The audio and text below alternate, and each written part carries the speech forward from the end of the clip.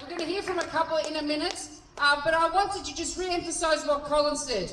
We don't care how much it costs. That's not our business. Our business is for those people in the parliament to get the money out, whether it's from the rich, whether it's taxing businesses or wherever, because what COVID showed us is when they want to spend money, they can. They find the money.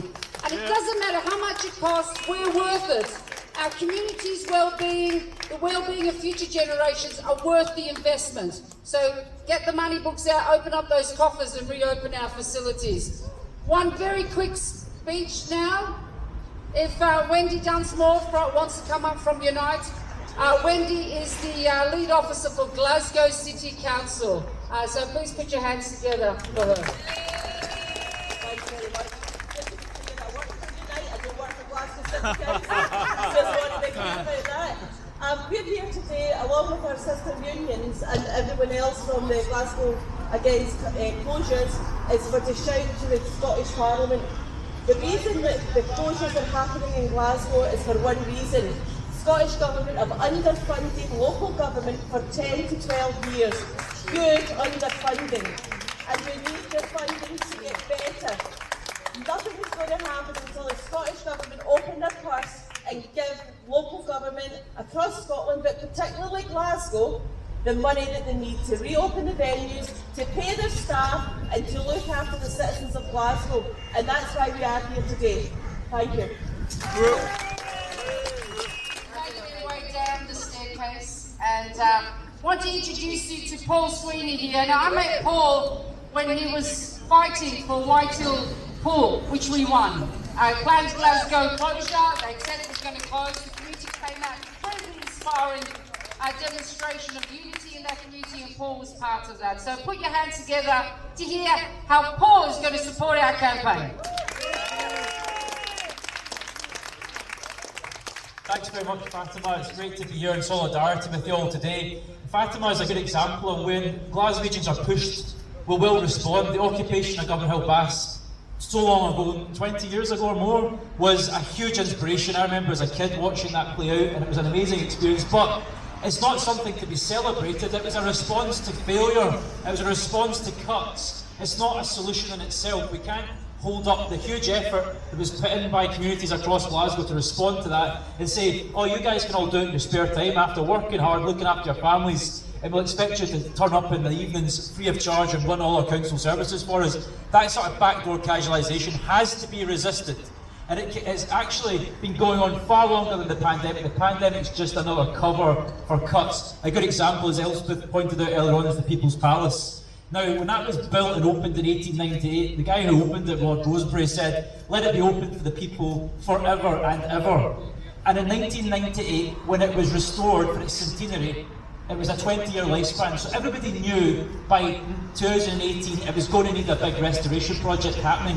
What happened? Did they have the money to restore it? No, and they shut it down. And then when people protested about it, Susan Aitken came out and called us all liars and charlatans and denied it was going on and encouraged pile-ons upon Glaswegians who dared to voice opposition to it. This woman, this leader of Glasgow City Council has held Glasgow hostage by putting her political party ahead of the interests of Glaswegians. And you can certainly criticise Labour for a lot of things, but what you can't criticise us for is standing up for Glasgow when the chips were down. We were prepared to pick fights with Holyrood when it was necessary, and we'll continue to stand up for Glasgow now, regardless of party political affiliation, because we're Glaswegians first, and we're proud of our city, and we can't in all conscience stand by when our beautiful assets are lying falling to bits.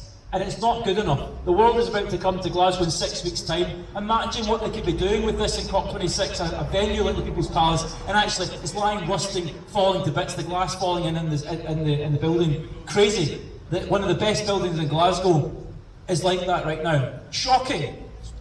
And it's an example of something that's been failed for many, many, many years.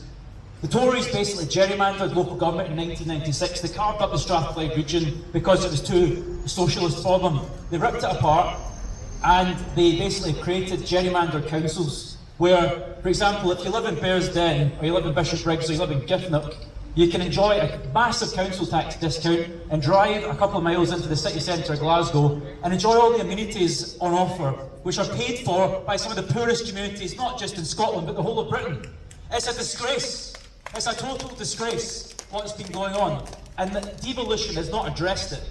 Powers have came to the Scottish Parliament, but instead of actually passing that power to the great cities and regions of Scotland, they've harvested and hoarded more and more power and cut disproportionately Glasgow. So whilst the Scottish Government budget of the last 10 years has gone up by 2%, Glasgow's budget has been cut by 15%.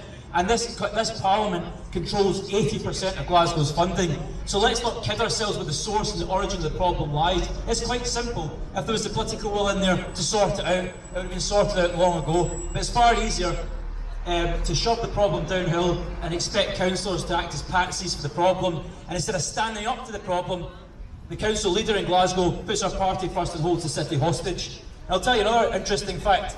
Glasgow's 9 free entry museums ran a budget of just over £12 million in 2018-19, but they attracted 4.4 million visitors, including 2 million international tourists. That represented almost half of Scotland's 3.5 million international tourist visits to museums that year.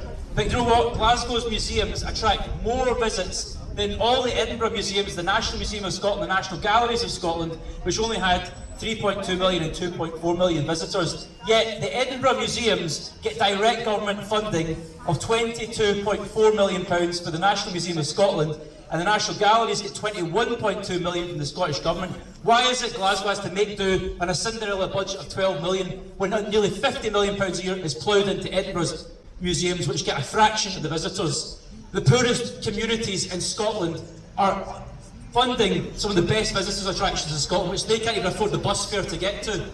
It's a disgrace. It's a gross inequality playing out in front of our eyes, and now we're just seeing the latest manifestation of it under the cover of a pandemic. We need to recognise the realities of what's going on. It's about economics, it's about inequality, it's about people with the weakest voices being shouted down by rich suburban families and middle class. It's not good enough. It is a class war. We need to stand up and call it out for what it is. Solidarity.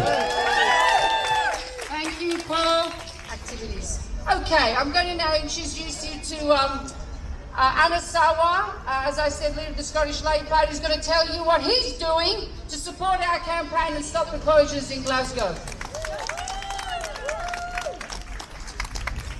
Thank you, Fatima, and thank you, colleagues and friends, for taking the time to come to your Parliament to shout about what is happening in our communities, not just in Glasgow, but actually across the whole of Scotland.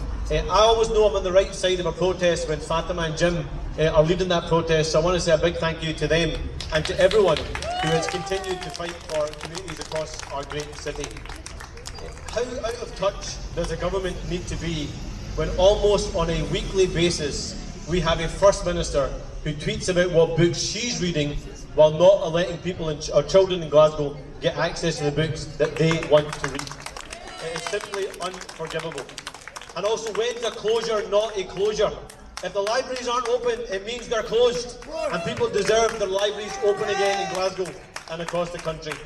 And also, they can't hide and pretend that this is somehow not connected to the year-on-year cuts that have been delivered from this Parliament to local authorities across the country. Rather than having a council leader in Glasgow that is standing up and fighting for her political party, we need a council leader in Glasgow that's going to stand up and fight for the people of Glasgow. And one of the big things that has struck me throughout the pandemic was when you saw people like Andy Burnham, Steve Rotherham, Dan Jarvis, Tracy Braven standing up for their local communities against their government. It was because they were putting their local communities first. Can you imagine if we had leadership like that in local authorities across our country? People who put their local people's interests first, not their party political interests first.